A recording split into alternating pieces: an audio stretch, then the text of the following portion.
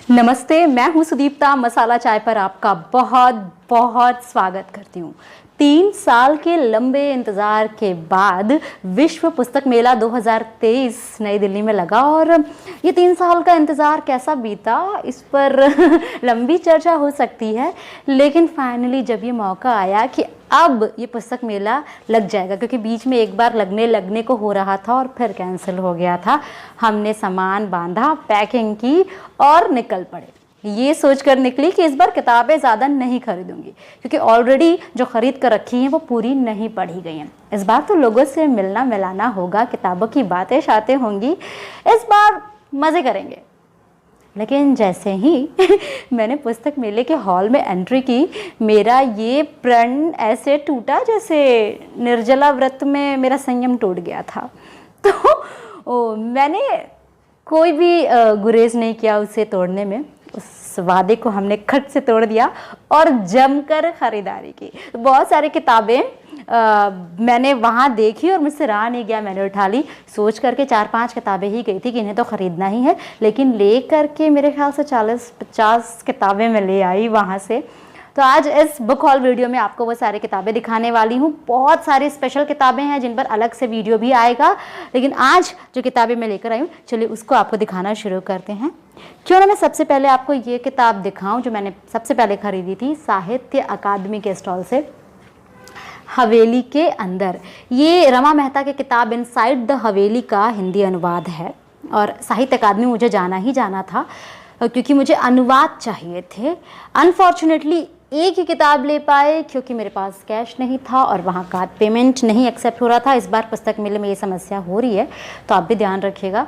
तो मैंने ये लिया, साहित्य अकादमी पुरस्कार से पुरस्कृत है, पढ़ कर देखना है मुझे। अगली एक किताब मृणाल पांडे की मैंने खरीदी जिसका नाम है माया ने घुमायो। अच्छा, इंसान जो पढ़ना चाहता है ना वही पढ़ता है।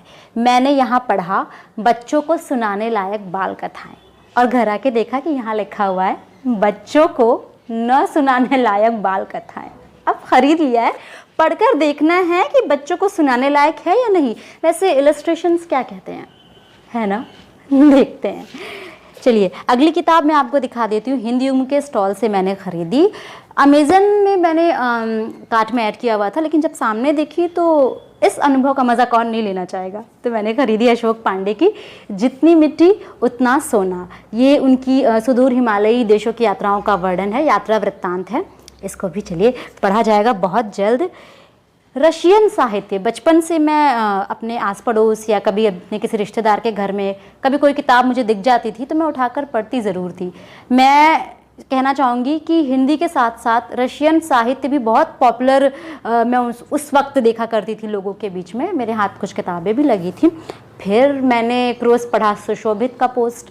सुशोभित कि मैं खुद को एक बड़ी प्रशंसक मानती हूँ, उन्होंने इतनी तारीफ़ें की और इतनी महत्ता बताई रशियन साहित्य की कि जैसे ही मुझे कामगार प्रकाशन का स्टॉल दिखा ना तो मैं तुरंत अंदर चली गई और वहाँ से एक किताब जो पहले खरीदी वो है इवान तुर्गनेव की पिता और पुत्र। ये उपन्यास 100 साल से भी ज़्यादा वक्त हो गए इसे लिखे हुए और आज भी पाठकों के बीच में एक महत्वपूर्ण स्थान रखता है। तो एक तो मैंने ये ली इवान तुर्गनेव की पिता और पुत्र, एक मैंने ली मैक्सिम गोर्की की मेरे विश्वविद्यालय। माँ मेरे पास है, माँ मैं पढ़ चुकी हूँ और सभी जानते होंगे मैक्सिम गोर्की की माँ के बारे में। ये जो उनकी किताब है ये उनके जीवन के जो विश्वविद्यालय हैं या जो कह सकते हैं कि उनके जीवन की जो टीचिंग्स हैं, जो लाइफ लेसन्स हैं, जीवन जो स्कूल आपको देता है, उनके बारे में ये किताब उन्होंने शायद लिखी है, तो ये पढ़ी जाएगी। मैक्सिम गोर्की का एक लघु उपन्यास भी मैंने खरीदा जिसका नाम है वे 3। इस लघु उपन्यास में 3 किरदार हैं और वो तीनों ही किरदार इस सवाल का जवाब पाने के लिए कि जीवन कैसे बिताना चाहिए, अलग अलग ढंग से अपने अपने तरीके से इस सवाल का जवाब ढूंढने की कोशिश करते हैं। किसका जवाब कितना कारगर होता है ये पढ़ने लायक होगा, है ना। चलिए अब आपको और किताबें भी दिखाती हूँ। घूमते घूमते मैं पहुँची हंस के स्टॉल पर, अक्षर प्रकाशन के स्टॉल पर। शोभा अक्षर जी की संपादन में किताब आने वाली है मुझे पता था। इस किताब की तलाश में ही वहाँ पहुँची थी। किताब का नाम है सफ़ीरों के नाम। है क्या ये किताब? ये है अपने समय के प्रतिबद्ध साहित्यकारों से संवाद, यानी कि साहित्यकारों के साथ उनके साक्षात्कार हैं यहाँ पे, जिसमें आपको कृष्णा सोबती जी मिल जाएंगी, मन्नू भंडारी मिल जाएंगी, इस विश्वनाथ त्रिपाठी से विष्णु नागर का संवाद है, निर्मला जैन से रोहिणी अग्रवाल का संवाद है, दूधनाथ सिंह जी से मुलाकात आपको इसमें मिलेगी। तो ये साक्षात्कार निश्चित रूप से पढ़े जाने लायक है। ये नाम भी दिए हुए हैं लेखकों के, आप चाहे तो आप इसे मंगवा भी सकते हैं। इसके अलावा हंस से ही, अक्षर प्रकाशन से ही एक बड़ी अनूठी किताब मुझे वहाँ पर दिखी, आत्मतर्पण। मैं इसे लेती तो नहीं, लेकिन जैसे ही मैंने इसके बारे में जाना मुझसे रहा ही नहीं गया। मैं सोच कर नहीं गई थी, आत्मतर्पण के बारे में मुझे पता भी नहीं था। मैंने देखा कि इसमें लेखकों ने, साहित्यकारों ने अपने ही मृत्यु की कल्पना करते हुए लेख लिखे हैं। उन्होंने अपने ही आत्मश्राद्ध की कल्पना की है, खुद अपना ही फातिहा पढ़ा है और खुद लिखा है कि उनके मरने के बाद आसपास क्या हो रहा है। संपादन किया है राजेंद्र यादव जी ने। सुनकर ही रोंगटे खड़े हो जाते हैं, और मैं अभी बता रही हूँ तो मुझे गूज़बम्स हो रहे हैं कि ऐसी कल्पना करना भी कितना मुश्किल रहा होगा। तो इस तरह की जो किताबें होती हैं उन्हें मैं खुद के लिए चुनौती स्वरूप स्वीकार करती हूँ और ज़रूर लेकर आती हूँ। तो आत्मतर्पण ली है, आत्मतर्पण पढ़ी जाएगी, समझा जाएगा क्या कहना चाहते हैं, क्या सिखाना चाहते हैं हमारे साहित्यकार जीवन के बारे में। अब चलिए हिंदी युग्म की ओर बढ़ते हैं, जहाँ मैं गई और मेरी मुलाकात हुई दिव्य प्रकाश दुबे से। उनकी किताब मैंने ली, आको बाको। उनकी कहानियों का ये संकलन है। कहानियाँ मैंने अभी ये पढ़ी नहीं है, लेकिन दिव्य प्रकाश दुबे की जो शैली है वो हमेशा स्तब्ध करती है, मज़ा आ जाता है पढ़ करके। छोटे छोटे वाक्य होते हैं, छोटी सी बात में बहुत बड़ी बात वो कह देते हैं। एक लाइन मैं आपको पढ़कर सुनाना चाहूँगी। आको बाको शब्द से शुरू होने वाली एक छोटी सी प्रार्थना मेरी नानी तब गाती थी जब घर में किसी बच्चे की नज़र उतारनी होती थी। नाम थोड़ा अजीब है ना, उन सभी लोगों की तरह जिनकी कहानियाँ यहाँ हैं। शायद हम उनकी कहानी जान जाएं तो ये लोग इतने भी अजीब न रहें। तो जानी जाएगी उनकी कहानी बहुत जल्द। अब एक किताब जो हिंदी युग्म से ही लेकर आई और मुझे पता था ही नहीं कि ये किताब आने वाली है, ये है शशांक भारती की किताब द्वेषद्रोही। अगर आप सही समझ रहे हैं तो मैं उसी शशांक भारती की बात कर रही हूँ जिनकी देहाती लड़के मैंने कुछ सालों पहले पढ़ी थी और उसका रिव्यू किया था। इस बार वो मुझे अचानक वहाँ दिखे और पता चला कि उनकी किताब द्वेषद्रोही आ रही है। ध्यान से पढ़िएगा, देशद्रोही नहीं है, ये गलती मैंने भी की थी। किताब का नाम है द्वेषद्रोही, है ना क्रिएटिव। ये किताब पढ़ी जाएगी बिल्कुल। ज्ञान चतुर्वेदी जी ने इस किताब के बारे में एक बड़ी अच्छी बात लिखी है। ये प्रेम कथा है पर नहीं भी है, प्रेम कथाओं के पारंपरिक रूप से एकदम अलग। क्या अलग, वो तो पढ़ के ही पता चलेगा। अच्छा, सेतु प्रकाशन के बारे में बड़ा मैंने सुन रखा था, तो हमारी नज़र में वो भी आया। पुस्तक मेला ना बिल्कुल ऐसा ही है, आप किसी एक स्टॉल को ढूंढने निकलोगे तो वो नहीं दिखेगा, लेकिन राह चलते कहीं ना कहीं किसी से आपका सामना ज़रूर हो जाएगा। तो सेतु प्रकाशन से मुझे किताब का नाम मुझे बहुत अट्रैक्ट किया, इस शीर्षक ने, अनित्य तुम, और ये मैंने ख़रीद लिया। शुभाशीष चक्रवर्ती ने लिखा है, इसमें कहानियाँ भी हैं और कविताएँ भी हैं। अब कैसी कहानियाँ और कैसी कविताएं हैं ये तो पढ़ने के बाद पता चलेगा, लेकिन शुरुआती 4-5 लाइनें ध्यान खींचती हैं। वो लाइनें इस तरह से हैं, तुम्हारे नहीं होने का ख्याल ज़हन में कभी कभी आता है और हो सकने का कई दफ़े। सरल सुंदर है ना, पढ़ा जाएगा।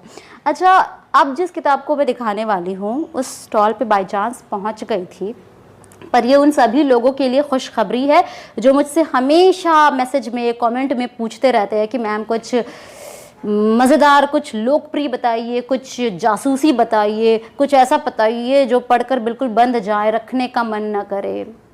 लोकप्रिय साहित्य या पल्प फिक्शन भी कहते हैं। मैं पहुंची नीलम जासूस के स्टॉल पर और वहाँ मुझे एक किताब मिली जो मैं लेकर आई, वो है काम्बोज नामा। वेद प्रकाश काम्बोज, अगर आपने साहित्य पढ़ा है तो आप इनके नाम से ज़रूर रूबरू होंगे। इन्होंने पूरे 3 दशकों तक एक पीढ़ी के हृदय पर एक अधिकार जमाया है, राज किया है। कहा जाता है कि इनकी किताबों की फ़ैन फॉलोइंग इतनी थी कि प्रतियां आते ही हाथों हाथ बिक जाती थी और वेद प्रकाश काम्बोज जी के जीवन पर, उनकी लेखन यात्रा पर एक जीवनी लिखी है राम पुजारी जी ने।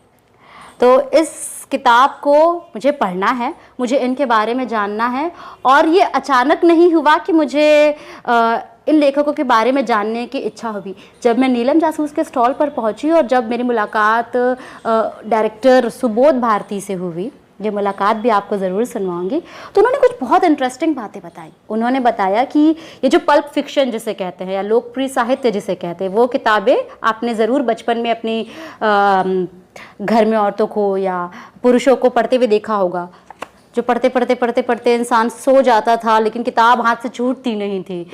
वो ऐसी किताबें होती हैं जो आपको बांधे रखती हैं अंत तक। उनके नाम कुछ इस तरह से होते हैं जैसे आदमखोर, पल पल दिल के पास, वो कौन थी तो ये इन्हीं किताबों की बात कर रही हूँ।